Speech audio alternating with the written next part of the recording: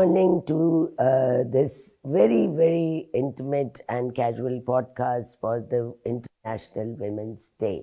International Women's Day is celebrated on 8th of March every year, and the purpose of celebrating this day especially is to take stock where we are, how far have we reached to achieve gender equality, women empowerment. And today I have with me some very, very important people from the private sector and the development sector. My very own boss, Lansana Vinay, he has recently joined UN Women Pakistan office as representative AI, and with him is Sarwat Salahuddin. Sarwat Salahuddin is the Chief Ethics and Diversity Officer at Jazz, and with her is sitting the Head of Cooperation EU, Jerome Willems. And then last but not the least, we have Alia Zafar, Group Head of People and Organizational Excellence, Bank of Punjab. Welcome to this breakfast roundtable chit-chat, is what we would like to call it. The significance of International Women's Day is not lost on any of us, but let's try and understand, and I'll start with you, Alia. What is empowerment to you? We know what empowerment is, and we try to struggle with the words, we strategize for it. But if I ask you personally, what does it mean to you? Thank you so much, and such an important question. At times you think about what exactly do we mean by empowerment. It can mean different things for different people. But when we look at genders, I think the first and foremost thing from my perspective is the right to take decisions. When any person has that right to take decisions, the decisions of life that they need to take for themselves, that in itself creates that space for empowerment. So that's the baseline, I think, that we need to work towards. And when we look around us, within our society, within our organizations, that the lack of it is what essentially we are trying to fix all the time. So that's how I see it. I think that's a very important aspect of it. Would you agree with her? I absolutely agree, and I think that basically working on women empowerment is in my own interest. I'm a father of three, two girls and one boy, and I hope that my girls do as good as my boy does. But women empowerment really goes at the heart also of what the EU is trying to do across the world. And I've been very much inspired. I was previously posted in a country not so far from here, Azerbaijan. And I was working with someone from a civil society organization who was really very inspiring, having women empowerment very at the heart of what she was doing. And she brought me to a very traditional village very close to Iran, and in a way resembling a little bit some things that you could see in Pakistan. Not so many women on the streets, very low participation of women in the workforce, and in that particular place, village, small town, she insisted and she convinced us to put some money into that, to put a women resource center there, a place for people, for women together, but also get some coaching, some legal advice, and some money for startups. And we came a few years later to that same village. It had transcended beyond recognition. A lot of new female entrepreneurs showing their husbands how much they can be making a difference in the day-to-day life of that village has changed. If we can change that village in Azerbaijan, I'm very optimistic and inspired to do the same across the globe. Sarwar, the question to you would be, one, do you agree with this, or do you have your own take on the word empowerment? But more importantly, you work for Jazz. Do you see that spirit in our women? Because there is a limit to what others can do. Do you see that willpower? Because you come across girls who are, against all odds, joining the private sector and working? Yeah, so thank you. Actually, I think empowerment to me means creating an enabling environment. So, do we have the resources? Do we give the resources? Do we offer it to the larger audience? So, as Jazz, I think it really ties in with the purpose of the organization as well, where we say that we want to empower and improve the lives and livelihoods of women and people through technology. So, it very much ties in on how we promote empowerment, how we create that enabling environment, whether it's digital inclusion, whether it's financial inclusion. And talking of, so I've been with Jazz now for 14 years. And when I started off, and I am a lawyer by profession, so at that time, I was the only female manager in the department. And now the ratio of women within Jazz stands at 32%. So, those are the strides that we've made. Brilliant. Okay, so Lansana, I'll just ask you all over again. What is empowerment to you? Because for UN Women, it's supposed to be leading this gender equality and women empowerment movement. It's very important for us to understand how do you look at this word and what are your concept of it? Thank you very much. First, let me agree with what the colleagues have said around what empowerment is. However, I want to make some additions, from where I sit and where I work. As a basic definition, in my view, empowerment is about creating opportunities for individuals to be able to participate fully in their society, in the development of their society, but also benefit from those processes equitably and equally. With respect to the empowerment of women, we are very specific about empowerment of women because historically, women have been marginalized in so many spaces in favor of men. Girls have been marginalized in favor of boys.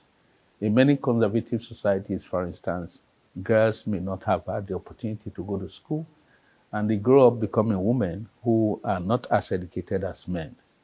We also know that in many of those similar conservative societies, including Pakistan, women are not given significant opportunity, the enabling space to participate in governance and decision making. And yet we have examples around the world, but also in Pakistan, of women who have made their mark in terms of leadership. I've been here for 12 days, but I've followed the history of Pakistan. There was a prime minister in this country, a female prime minister, that had a very creative agenda for the country. But of course, negative masculinity could not help her to survive. Beyond that, even in the homes, I think empowerment means that the woman is able to make a decision that influences the well-being of herself, her children, but also the husband, in the same way as the husband does. And this is important for so many reasons. One compelling reason about empowerment of women is it's about right. If God created all of us in his image, then we have rights, and those rights should not be subdued. 2, it is about smart economics. When you empower women in the economic space, it means you have empowered the household, you have empowered the community, you have empowered the society and the government, the economy of Pakistan in this case. But beyond that, if you have 2 teams, then you have a football match that can be won. But if you have only one part of your team that is playing, you are not likely to win anything. The world, God made this world of male and female, women and men, boys and girls. And therefore, we should equally be empowered and be in the space to create development. So those are what I think. Another side of it, because traditionally, and Jerome, I'll start with you this time. Traditionally, in societies like Pakistan society, people very conveniently believe that both genders have specific roles. And if we try to merge the lines, and for example, if we try to encourage more women to enter the workforce or leave the house to do something, the whole fabric of the society will collapse. And that is why we need to maintain the gender specific roles as they are. What do you say to that? And if you disagree, why? Listen, I don't know who invented gender-specific roles. I do know what statistics say. There was a very nice research done by the IMF not so long ago, actually, looking at the total population in developing and developed countries, and of that, 72% of the male population is in the workforce, and only 36% of the female population is in the workforce. So that's a massive gap between men and women being part of the workforce. They have calculated, not us, they have calculated that with each percent that we close this gap, 1.5% of GDP is being accumulated. So we're not doing this, let's say, because it is nice for women. It's nice for all of us that everyone is participating actively in the economy, and it's not only bringing economic benefits. That's not the IMF, that's our own research showing that actually it strengthens security. It also ensures that societies are more equitable. And if you have everyone involved in decision making, not just half of the population, but everyone, it creates the right type of decisions that everybody feels better with. So I don't think I agree with a traditional role. Who decided this is traditional? Let's just look at facts. Great. The marriage is another very interesting turning point in women in Pakistan. At one point, we're saying invest in women, bring them forward. Is it really in direct clash with the marriage? And because we have very definite age limit where we say that the girl must get married now. And unfortunately, that is prime time when she can make her career. So I'll first throw it to you, Alia. Sure. That's such a pain, I would say. Okay, so the reality is that yes, it does clash, and it clashes in the most horrific time for you when you're growing, and when you look at equity, and we see a lot of women getting out of the workforce for 6 to 7 years.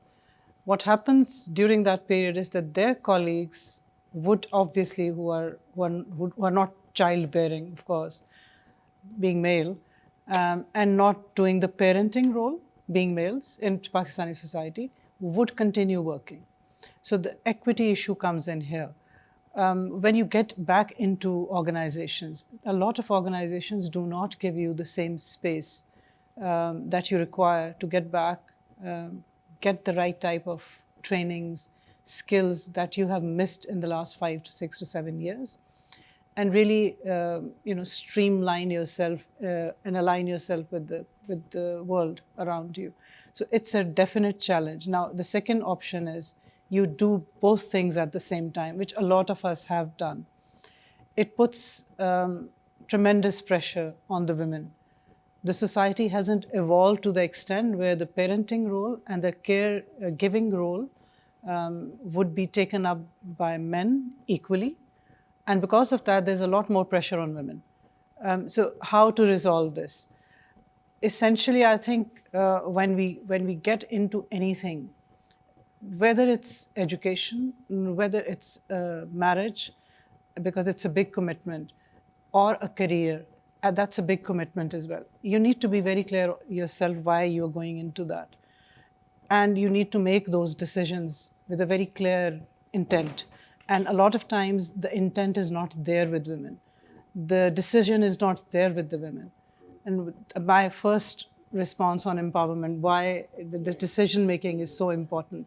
The decision, if it's yours, you will own up to it, and then you will go the extra mile if you need to. But also when you're getting into a marriage, it's an equal relationship, supposed to be. Have those conversations. This is what I counsel girls all the time.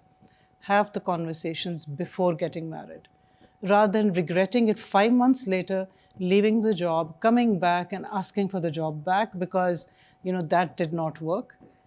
Have adult conversations and learn to have those conversations beforehand with your family, with maybe your in-laws and your spouse.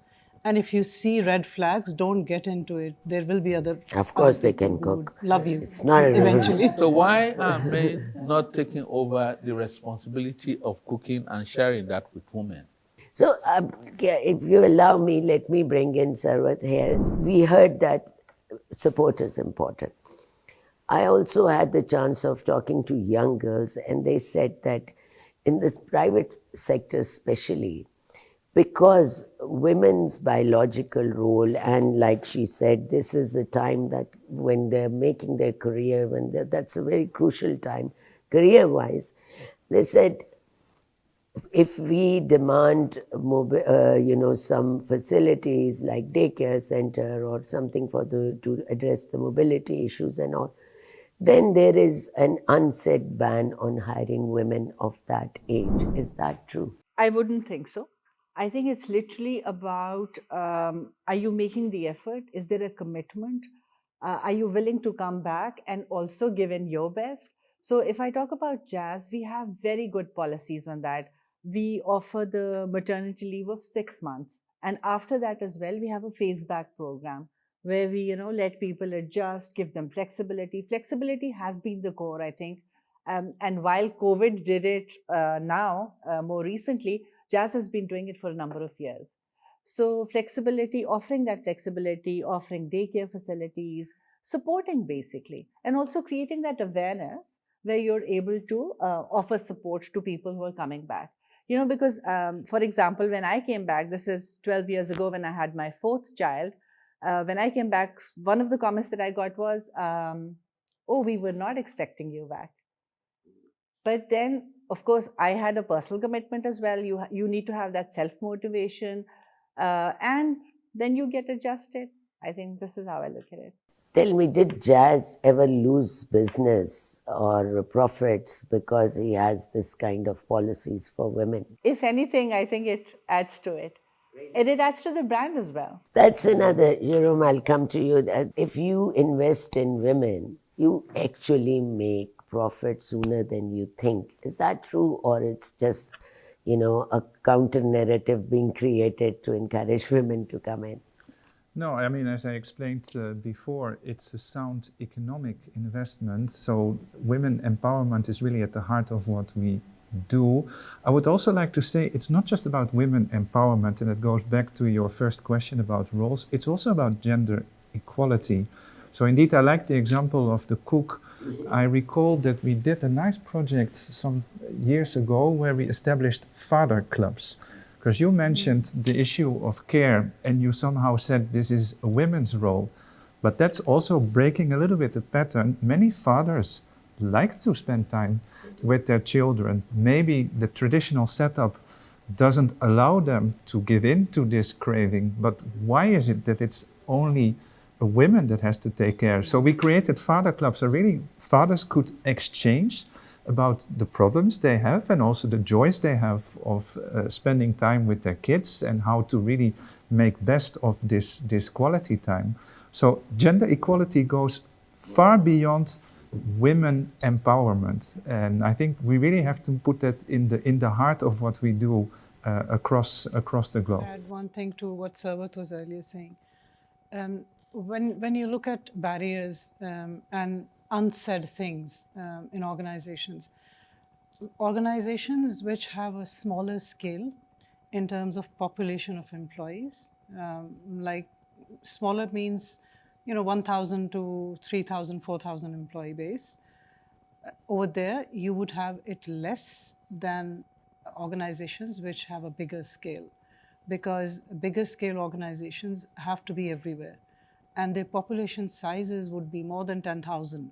So when you're working with a population size of more than 10,000, the complexity becomes much, much more nuanced also. And at times there are challenges to flexibility.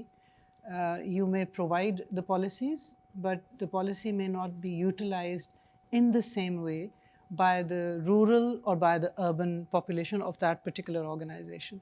So a lot of things impact actually how you get the resources in, especially the underrepresented groups, and how you create that balance in terms of percentages when we look at percentages. But percentage is a very basic way of looking at gender equality in any organization.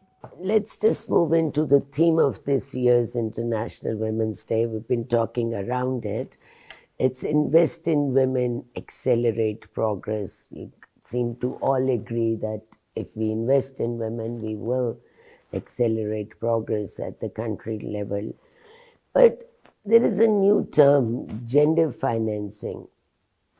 What does that mean? Just so people understand it better, whoever wants to take it up. So from the banking perspective, we are looking at gender financing in terms of how the number one thing is, of course, what kind of access to finance is available. And that in itself is a very complicated question, because access to finance requires now in terms of how you create an equal playing field, and for that you require technology. And technology is a great equalizer as well. However, access to technology then comes before access to finance for women. So a segregated financing component in terms of products and services for women that any industry actually comes up with, service industries, is what we are talking about. And then that means that, all the lending component, the products that are specific to women, are they reaching the urban only or the rural as well? So there's a great divide here again. The population is spread, and you have a lot more in rural than in urban. Access to technology is not there. We don't have the data on access to technology for women. Segregated sex data is still not available with our organizations, which becomes a real problem, because if you cannot measure the problem, you cannot really fix it. Then on top of that, you go to access to finance, and access to finance also requires financial literacy. So the NFLP program, which has been run by the State Bank and all the banks, has been doing a great job, yet this is not enough. So all these things are actually tied up, and when we do not even look at the data, we actually don't know the extent to which what we are. So every organization may be doing a little bit and thinking, oh, we've done a great job. Some of the regulators, for example, State Bank does look at it. At least there is that. The regulator role becomes extremely important. The government role becomes extremely important, because through the regulators like SCCP, State Bank, if there are standards specified, if there are targets specified for rural, for urban, and if from technology perspective, if the access is ensured, which it isn't right now, all these things will come into play afterwards. So when we talk about gender financing, yes, in pockets we can do it, but the impact of it is there, yet it cannot be enough, and you can't have the tipping balance unless you actually work as a cohesive, unified force with the government, with the other agencies which work on these areas. Okay, so I'll move on from there to women supporting women. And before I ask the gentleman, I'll ask you, Sarvat, what has been your experience? Women, do they support each other in the work environment, or it was the other way around? Yes, fortunately for me, I think it's been very positive. I think once we understand that, you don't have to get insecure and you do your work, I think you encourage each other and you cheer for each other. I think it's easier. And especially, I think, when we talk about professional women, at any level, if you see the intention, the ambition, the commitment, I think it makes it easier for everybody. I'll just add here, I think the women networks help each other. because men would help men. That network works very well. But when women get into the men network, it's not necessary that you would get any kind of support from them, because you are a competitor in so many other ways. So it becomes a challenge. Women, interestingly, throughout my career, I've seen women networks come up with absolute positive support, which is substantive and which helps your career. So that has been my experience. Do you agree, Jerome? Listen, I would like to come. Look bad. No, but I would like to come back to this issue of gender finance. I was Right. last week. I was in Sint. We visited some of the projects that we are having. One of them is deep in the rural countryside of Sint, villages that are really poor, have been affected by the floods, and we worked together with the government of Sint to establish what we call rural growth centers. So they invest in some of the basic infrastructure, and we from our side, we invest in strengthening possibilities for entrepreneurs to set up businesses with some small matching grants. And we try to identify in these rural areas potential entrepreneurs. And I was joining a session where these SMEs were coming together and they got trained how to develop a business plan. Now, basically, I looked around me and I saw pretty much only men. So even though our scheme was set up to support women, because we have matching grants where if you are a man entrepreneur, 50% of the grant we provide, let's say, a grant, and 50% should be matched by a man entrepreneur. For women entrepreneur, we only ask that 30% come. Despite this, we had almost no women in the hall, and then I saw finally a few women. I started talking with them. Actually, she's the wife of, and we have to actually be careful that these schemes that we set up with a certain incentive in mind are not abused just to, let's say, to put a woman on the shield without this changing. But it also shows, indeed, as you rightly said, it's not only about making available certain schemes, it goes much, much deeper.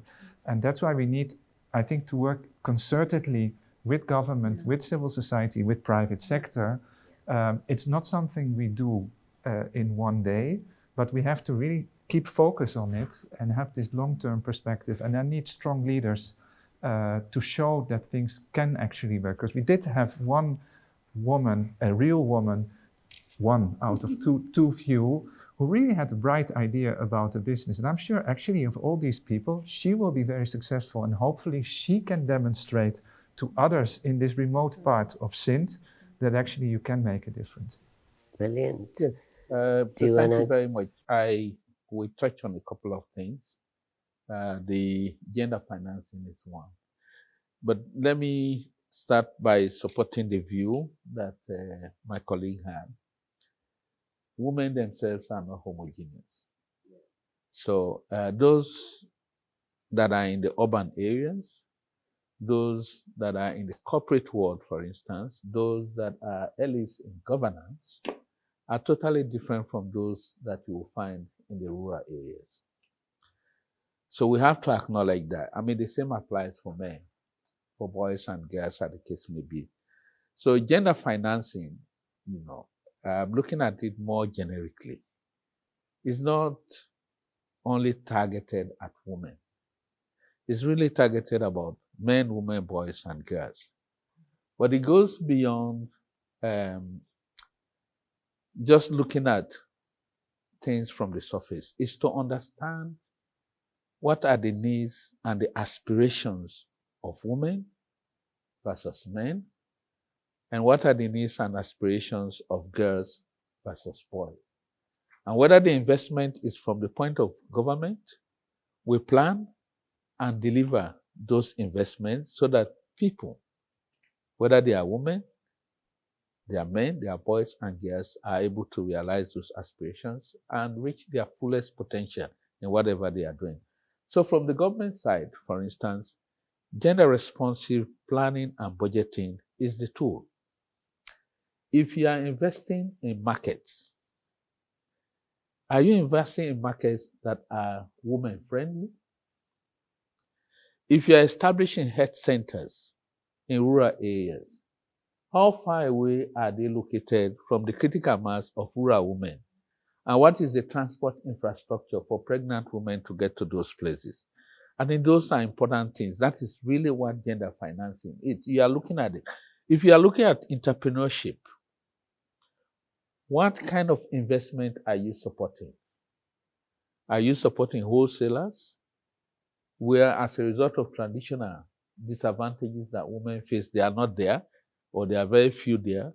Or do you want to look at women in basic production areas and therefore target them that you should be doing A, B, C, and then we support you? Those value chains, those activities that are dominated by the vulnerable are the activities that can bring inclusivity, and that brings gender financing. We have gone beyond that to say that from the government point of view, there have been a lot of biasness. Like you rightly said, even though that's a development, is supported by development partners, and is still looking a little, skewed to men. With government, it's even worse, because the planners are all men. And so they put money into the chain. If you talk about public procurement, for instance, all the contracts will go to the men, because they are the ones that have been there. And yet you have very competent female entrepreneurs that can win those contracts and build on what they have been doing. The experience from where I have worked is that we're actually promoting a program on affirmative procurement. And the results are showing that women entrepreneurs are even more reliable in terms of fulfilling their contracts, government contracts. They don't leave projects unended. Many times the male contracts, they move between governments. They don't end it in this government, and another government comes and give contract to another set of people. Women are more thorough. So that is what the government can do. So, quick round. I want monosyllable answers, one word answers from all of you. If things were ideal and you had the power to change one thing to make sure that women in this country can enter the workforce and leave their mark there, what will be that one thing? Education. Family planning. I would go with education. Okay, that's the one positive. What is the one negative that you would like to remove if you had the power in this society? You guys have worked here. He's new, but I'm sure he knows, because there's similar societies all over the world. What is the one thing that needs to go immediately? Patriarchy. Oh, wow. Small desire. Right. This traditional role model. Stereotypical roles. Right. Financial dependence. Financial, so they have to be economically dependent. Setting barriers on what women can be.